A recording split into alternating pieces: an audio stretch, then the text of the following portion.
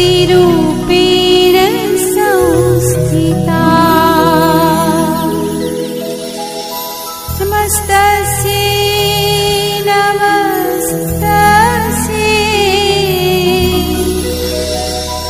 नमस्तस्यै नमो नमः।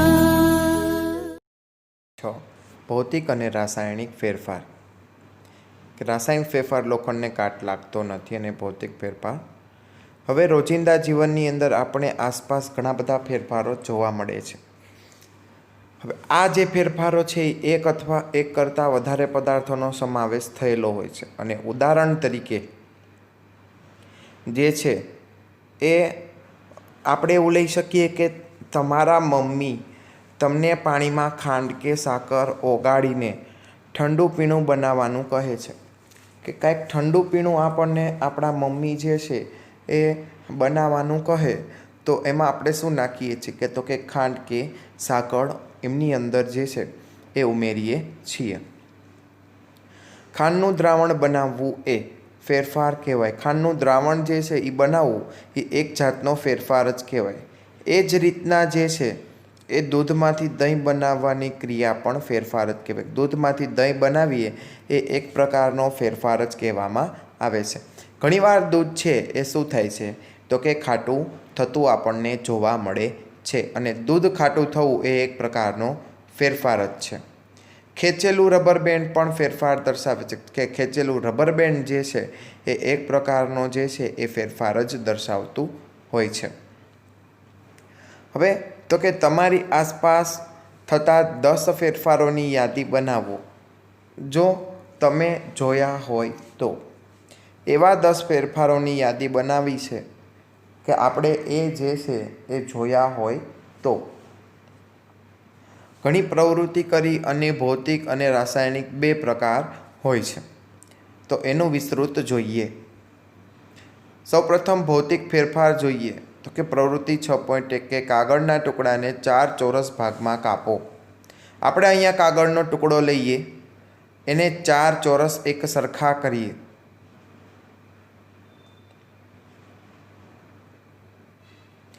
આમાં મેં શું કર્યું તો કે કાગળનો ટુકડો લઈ અને વચ્ચેથી ભાગ કર્યો અને એને 4 સરખા ભાગ કરીએ છીએ.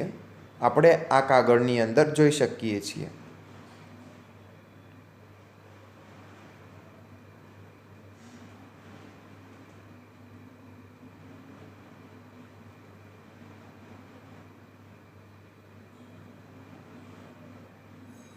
હવે આપણને આકૃતિની અંદર 4 સરખા ચોરસ ભાગ જોવા મળે છે.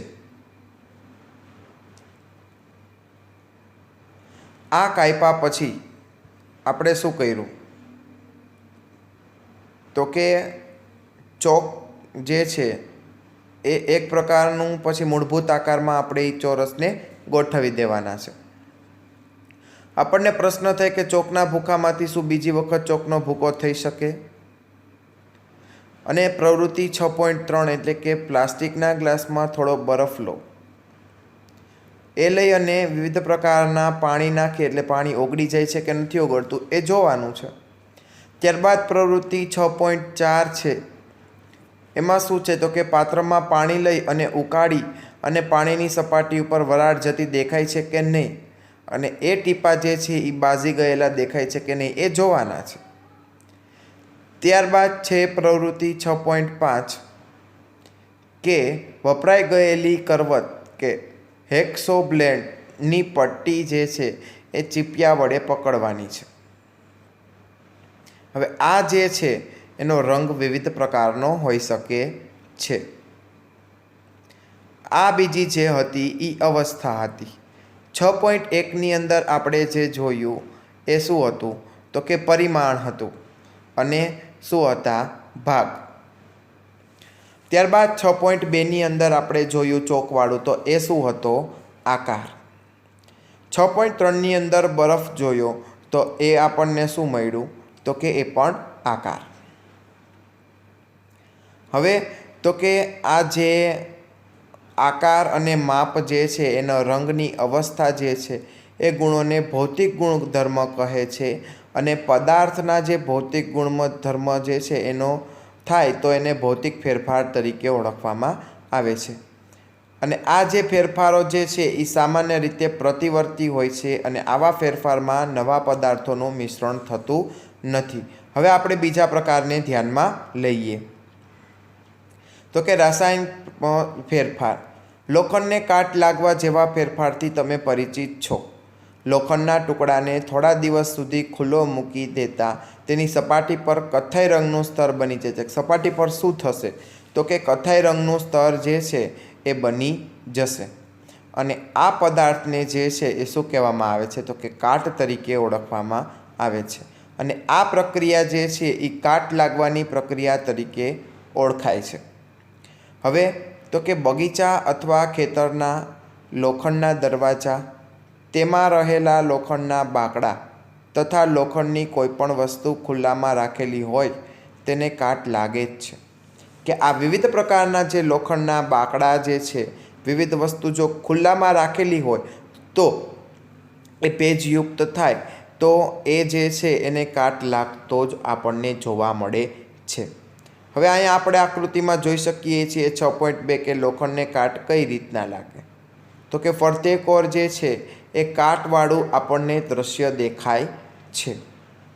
એ દ્રશ્ય વિવિધ પ્રકારનું જે છે એ ઘરમાં રહેલી કુહાડી તેમજ હથોડી વડે પણ થોડા દિવસ જે છે એ વાતાવરણમાં ખુલ્લા રહે તો એમાં પણ જે છે એ કાટ લાગવાની શક્યતા જે છે એ ખૂબ જ રહેલી હોય છે.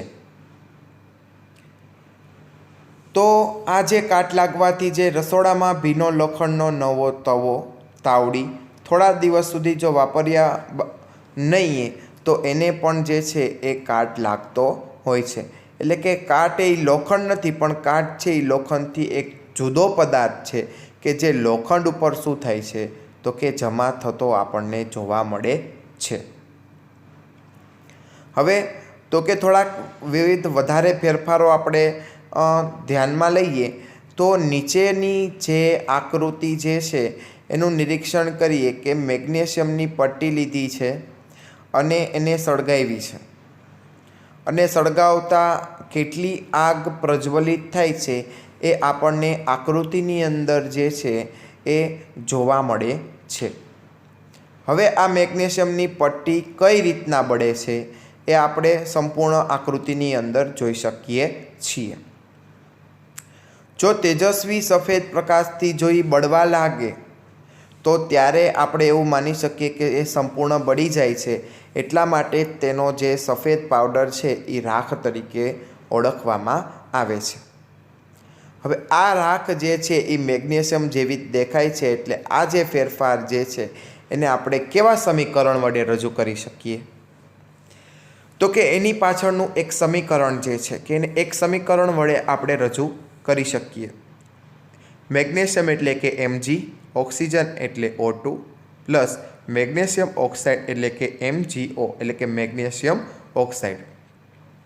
હવે આ ગણિતના સમીકરણ કરતાં શું છે અલગ છે. ગણિતનું સમીકરણ જે છે 1 + 2 = 3 એવું નથી, પણ જે પ્રકારના સમીકરણમાં તીરનો અર્થ બને છે એવું થાય છે કે આ બેયનું મિશ્રણ કરી અને મેગ્નેશિયમ ઓક્સાઇડ આપણને મળે છે અને એ જે છે એ સંતુલિત કરવાનો જે છે એ પ્રયાસ પણ કરેલો હોતો નથી.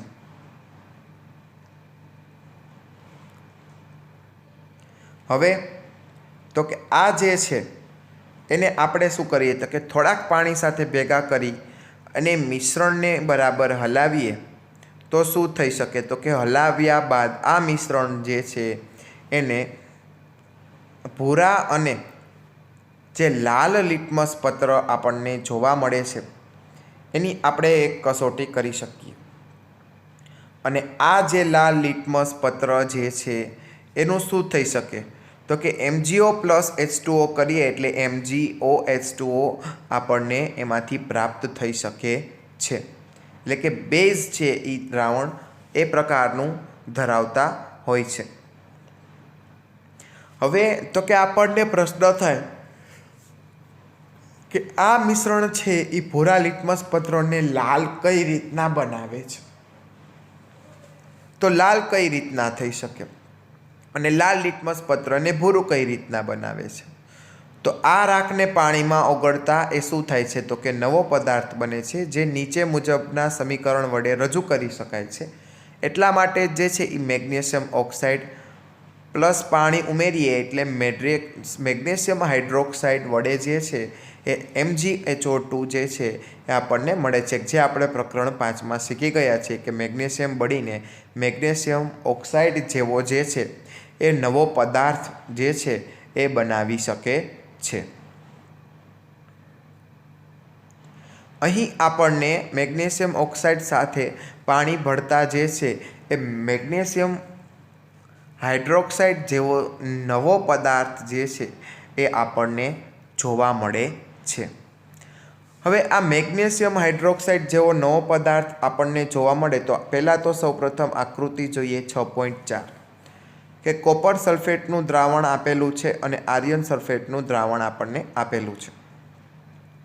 તો કે લોખંડ સાથેની પ્રક્રિયા બાદ કોપર સલ્ફેટના રંગમાં આવતું પરિવર્તન, કે લોખંડની જે પ્રક્રિયા જે છે એના બાદ જે કોપર સલ્ફેટના રંગમાં જે પરિવર્તન આવે છે એ આપણને એમની અંદર દેખાઈ શકે છે.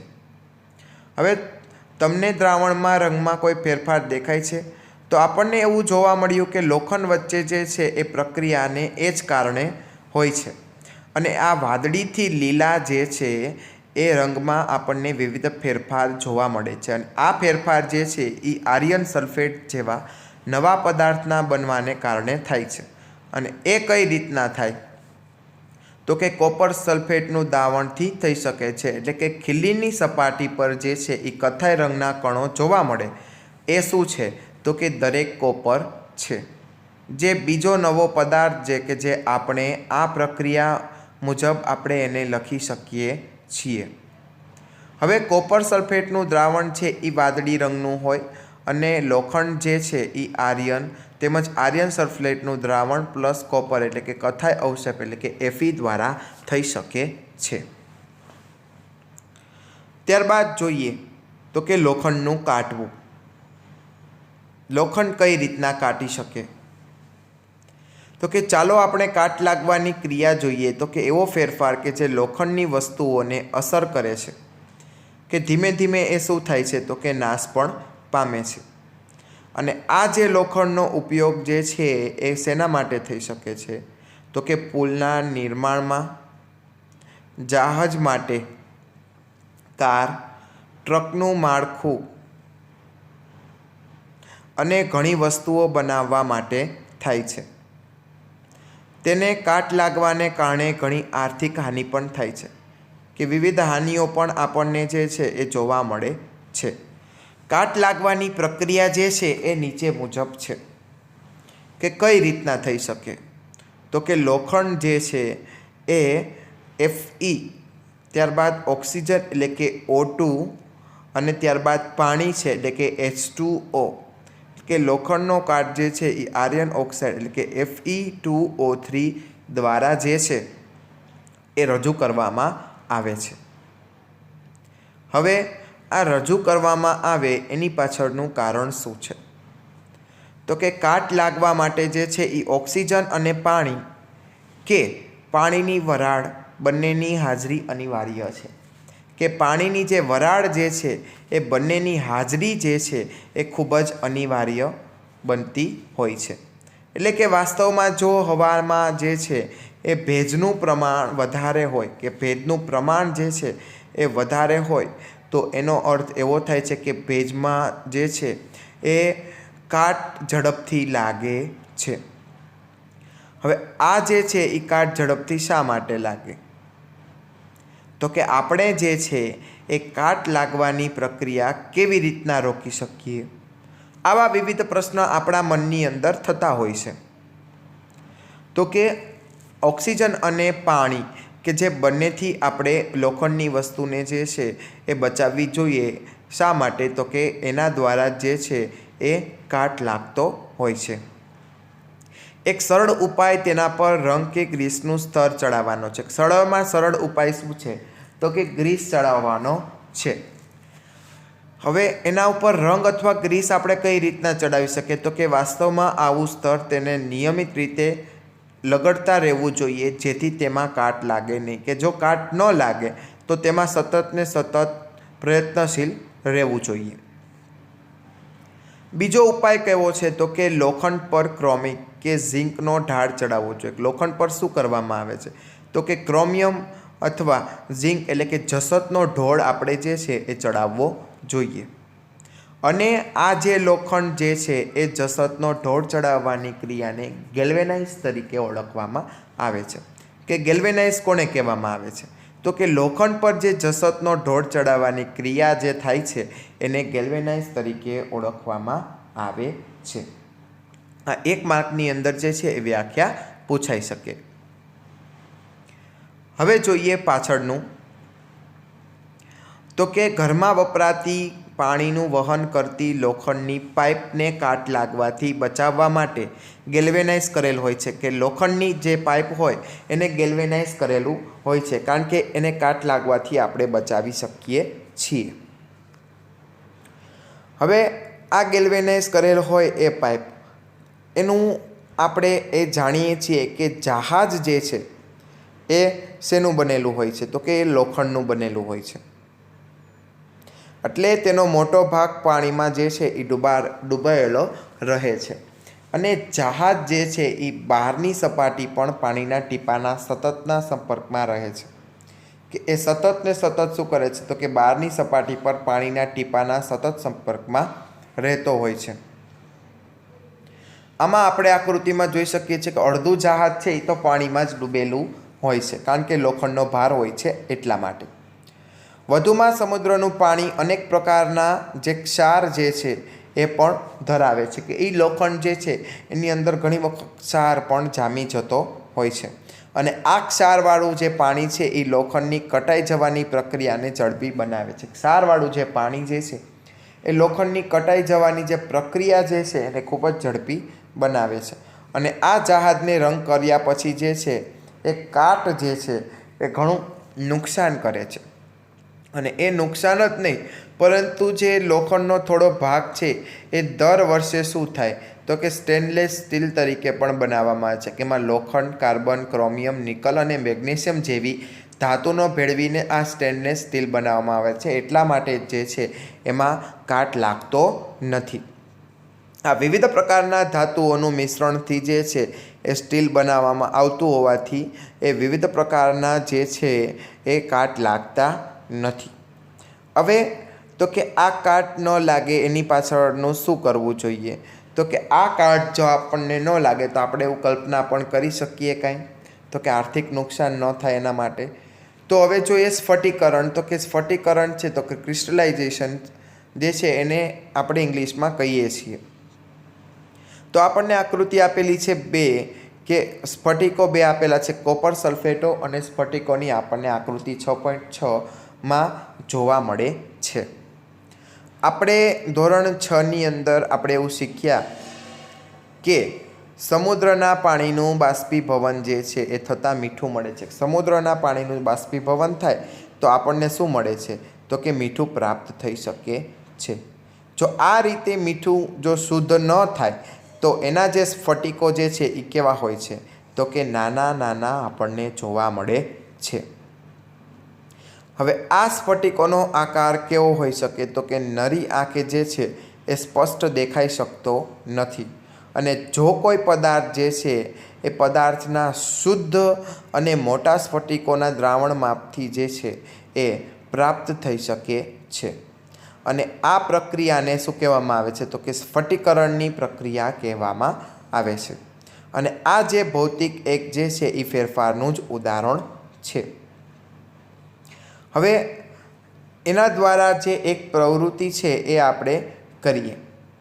પ્રવૃત્તિ કઈ રીતના થાય તો સૌપ્રથમ આકૃતિ સમજીએ કે આપણને 6.6ની અંદર જે છે એ કોપર સલ્ફેટના સ્ફટિકો આપેલા છે કે 2 સ્ફટિકો આપેલા છે અને એક જે છે એ કોપર સલ્ફેટ જે છે અને બીજું છે એ 12 સ્ફટિકો આપણને એમની અંદર જે છે એ આપેલા છે। એ આપણું આકૃતિની અંદર નિદર્શન પણ કરી શકીએ છીએ કે એમાં નામ પણ આપેલા છે કે ઉપર આપેલું છે કોપર સલ્ફેટ અને બાજુમાં આપેલું છે સ્ફટિકો. જો હવે આવા સ્ફટિકો જે છે એ ભૌતિક ફેરફાર તથા રાસાયણિક ફેરફાર વિશે જો શીખ્યા, તો હવે આપણી આસપાસ થતા ભૌતિક ફેરફારો અને જે રાસાયણિક ફેરફાર જે છે એ આપણે કઈ રીતના ઓળખીએ એ તમારે વિવિધ પ્રયોગો દ્વારા શીખવાનું છે. આ પાઠ આપણે અહીં પૂર્ણ કરીએ છીએ.